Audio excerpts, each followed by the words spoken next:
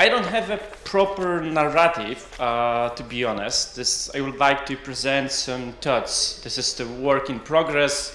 I have trying to combine some ideas, some discoveries from my different interests, and it's over 15 years in the field. So I'm trying to combine and say something, about it combined together. So in 2000, I started my education in ethnology, and on the first lecture, there was mentioned one ethnologist, Zorian Dołęga Chodakowski, who was, I was told, he's very important figure as a precursor of Polish ethnology. And he published in 1818, so this is 204 years ago, a book o słowiańszczyźnie przed chrześcijaństwem. The translation would be On Slavic Lands Before Christianity. And this is the start of romantic interest in national culture and so on. And he said, obviously, that we should look at the folk culture in order to find the pure core of the nation, and that there is this pagan spirit still going on the people. In 2004, I started my research on neo-paganism.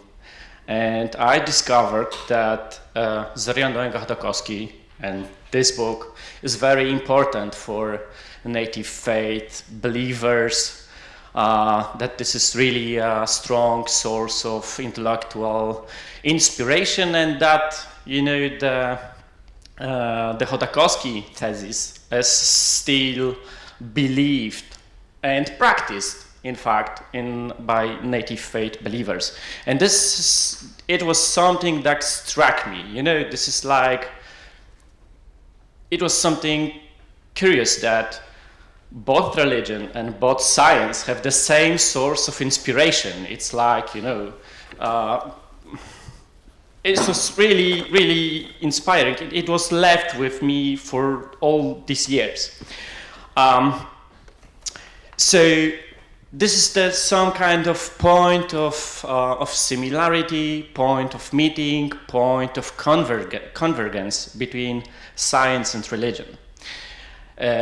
You notice probably the phrase "bastard sister" in my title, which is taken from Fraser, who opposes the religion and precisely magic and science. I will combine magic and religion, and his view is that we have some kind of opposition, that science is all which magic is not, and the opposite way. There is a hierarchy, evolutionary hierarchy between magic, which is the first, most primitive way of knowing the world, and the science is the highest, the last one, blah, blah, blah. We all know that. But at the same time, he noticed that both magic and science operates with the same mechanism, but it is, different directions. Science properly recognizes some factors and connections between or within reality, and magic doesn't. Magic is a mistake, it doesn't make it correct. So we still have some kind of, this sisterhood, and we speak about similarity, but in the same time we speak about difference. This is this kind of bastardization of science. And this is the topic which I want to explore during my speech. This is, both similarity and difference in the same time.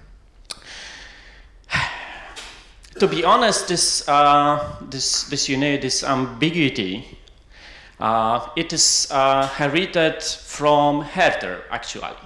Herder is most often recognized as a precursor of Romanticism, right? That this is the spirit, Volksgeist, and so on. But at the same time, he was really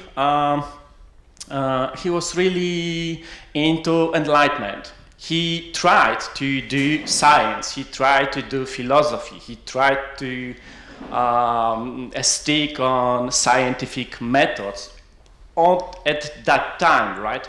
But he, despite that we commonly believe that this is the precursor of Romanticism, he's also, right, the follower of enlightenment. So this ambiguity is much longer than 1818 and Zorian Donga Chodakowski, and the very notion of culture, or to be precise in German, Kultur, it contains this ambiguity. On the one hand, it is a scientific notion which tries to and is used by anthropology and all other sciences. Any science which speak about culture, it relies on Herder. But at the same time, culture, it contains all of this spiritual mysticism and so on and so on and so on. So this is, at the same time, it's a scientific notion and some kind of magical notion, because Herder, he believed this kind of spirit. So I would like to follow these two lines, this scientific and magical religious one, to explore some points of convergence and dissimilarity between them, in order to reflect on the anthropology or science as the other for paganism and native faith. And if we start in the 1818 and Chodakowski and look at the development of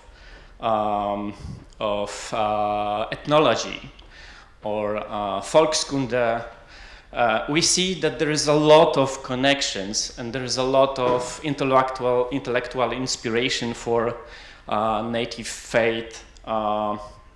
Today, they all read a lot of ethnographic works, mostly the older the better, right? Because it's I'm speaking mostly on Polish case, but I believe it could be applied to all other, maybe not all other, but many other places and countries, especially when we talk about ethnic paganism.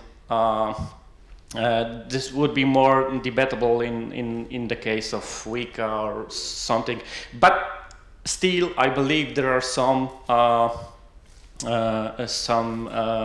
similarities. So there is a lot of connection and mutual influence, and there's a lot of source which native faith believers explore ethnographic materials, because both sides believe the same, namely that in the folk culture there is this elements of paganism, which could be we should dig out and use and explore, and so on and so on and so on. But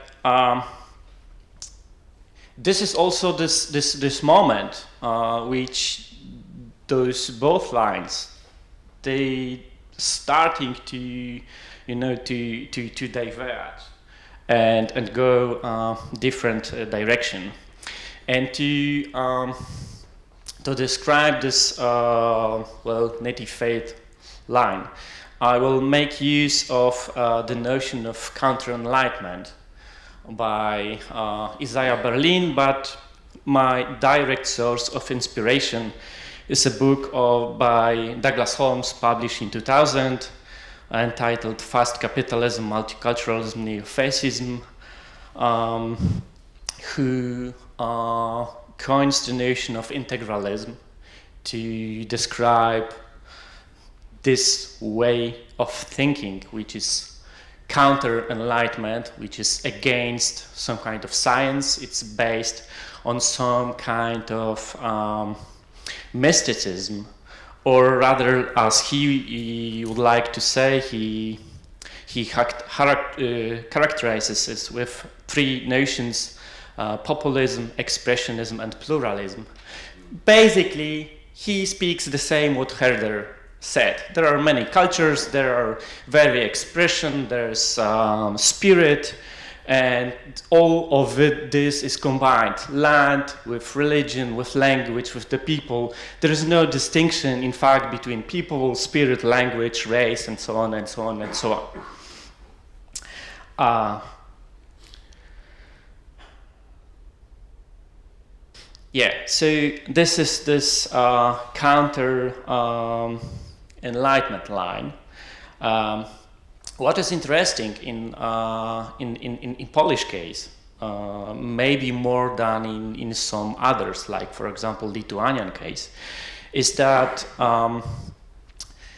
the religion, the native faith as religion, it came quite late. It is actually after 1989, and before that it was much more politics, philosophy, this paganism ideas. They were more present on, in politics, like Zadruga and Jan Stachniok. It's small reference to Oksana, to Oksana's question, or in literature, and so on and so on. And religion, in fact, it came quite late. After 1989 in Lithuania, it was a little bit earlier, for example. And, well, one more point is that because I spoke about Douglas Holmes, the notions of neo-fascism came up, and he clearly tries to connect this counter-enlightenment and this integralism with the right wing, especially the fair right wing, but not only. And this is, well, this is in a way a problematic notion, because there is some kind, or I'm making now some kind of connection, like there is a strong connection or integrity between native faith and right wing. And to be honest, I think this is not wrong connection. In my opinion, there is a really any native faith is in some way nationalism, but not understood as something, something bad, something radical, something chauvinistic, but more in a way, in an Anglo-Saxon way, following Gellner, Billig, Anderson, Hobsbawm, and so on, and many others. But when you speak about nation, about this land, about all these values, this is in a way, this is some kind of nationalism. And the notion of nationalism, it is also tricky, because when we look at the history, at the genealogy of this notion, it was combined at the beginning in France. It was a left-leaning notion. It was against right wing. It was against the king. And during history, the notion of nationalism became identified as right wing notion. So there is a lot of complications when we speak about this right wing and this and nationalism and native faith. So I make it clear, I don't believe that every native faith believer must be fair right follower or something like that, but some basic ideas they are more right-wing than left-wing. Right? When we believe in this, in nature, this is right-wing. This is not social contract. This is something beyond us. This is, definition of right-wing and basically most, yeah. So, so this is one line. The second line is this, scientific or anthropological line. And for decades, there was really a lot of convergence, similarity, and meetings. But as I said, those ways started to diverge. And I would like to point at least two people who, in a way, are marking this point of divergence. One could be Margaret Murray. Her work, we all know that, is debatable. It was in a way ideological one, but at the same time she tried to be scientific. So this is, this is the point of critics, and well, it is something well known. And Manta, she spoke about yeah, and there is Castaneda and so on and so on. There is a lot of cases of this, science as one, and the native faith believers see this in a bit different way. The second point of this difference could be Franz Boas, anthropologist who was very strong in arguing that language is not the same as race is not the same as people is not the same as culture. So we have some level, sometimes they could meet and be in a way congruent, but this is not necessarily the case. And this is something which many native faith believers don't want to, they don't buy it. Especially those far right-wing who speak about genetic memory, race, and the connection between the spirit and the physical body, genes, and RH plus, and so on, and so on, and so on. So this is at least 2 points of divergence, and this is, well, Boas, he was active at the very beginning of 20th century. Margaret Murray, it's 1921, so basically it's the same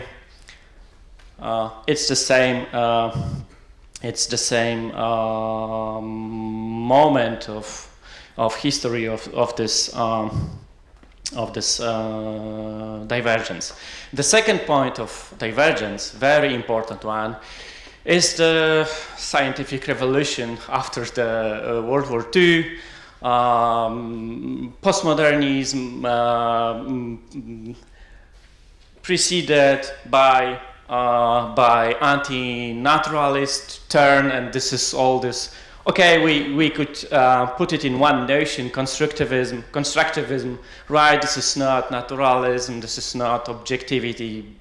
This is constructed. This is something, in a way, invented socially. This is something made, something changed, and not simply inherited. So we have two important points of this divergence. But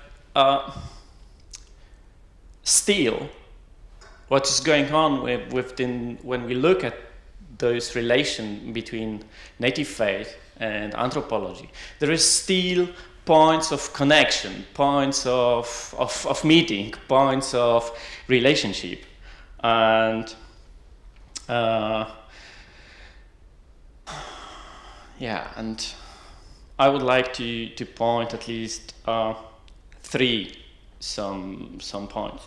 One is that many ethnologists, or folklorists and so on, they engage in creation and recreation, in construction of native faith. Halina Wosko, Trinko Nas, there's many people to name. Some of them were mentioned during some presentations in various national contexts. There's no need to, make a list. But to be honest, I would be very interested in some kind of comparative paper to see all of that. Maybe I have to do it on my own, No, because really, it's really intriguing, So this is the one point. The second point, I have to confess that I don't like the notion of rodzimowierstwo, of native faith. This is I don't like ethic opposition, but okay, let's stick on that. The native faith is an emic notion, and today it's treated like scientific notion. This is something that should be explained by science. What does it mean, native? What's that? And not to be, okay, this is native faith. So let's go on. It's the same problem with, for example, ethnicity, which was, or identity sometimes. These are scientific notions, and when they are used by people, it's not the same how we use these notions. So we should work on this distinction. I like neo-paganism, really, but pagans, native faith believers, they hate this neo, and the point of convergence is that they were very effective in pursuing us scientists to go into this contemporary paganism, modern paganism, native faith, but not neo-paganism. No one speaks today about no one, right? So this is this, and the last. Okay, I have two more. 1 minute. Okay, very quick. A few years ago, I wrote a paper about extreme far-right native faith. Many of them commented, why I am saying that native faith is extreme far-right. No, I said I'm writing about the right paganism, which is obviously that there should be also some kind of leftist. When I'm writing about something warm, I imply there's something, cold and so on and so on. But my scientific tool wasn't understood by native faith believers, and they believed I am saying that all native faith is really extreme far right. So this is something doesn't work between science and the people. And last point, after one chat with one of native faith believers on the Polish forum, he published some kind of a diagram. It was unfortunately inspired in a way by a discussion with me, and he tried to make a map on Polish native faith, and he coined 4 notions which I really hate. I haven't said that anything similar. I will translate it directly to English. It was native faith believers. Yeah, it was native culture followers. It was eco-native faith, and it was, wait for it, ethno-native faith believers or followers. So it was complete mishmash. Religion is a part of culture, right? So making this distinction between religion and culture is not so easy. Ethno and native, it's really tautology. I got his ideas, what he tried to say, and Yeah, and on the diagram, there were four points, and obviously the line how people identify themselves, it was, like that. It was not the four aspects, but only in a way two of them. So it doesn't work. But conclusion, yeah, there are some points of divergence and some points of convergence, and well, that's it. Thank you.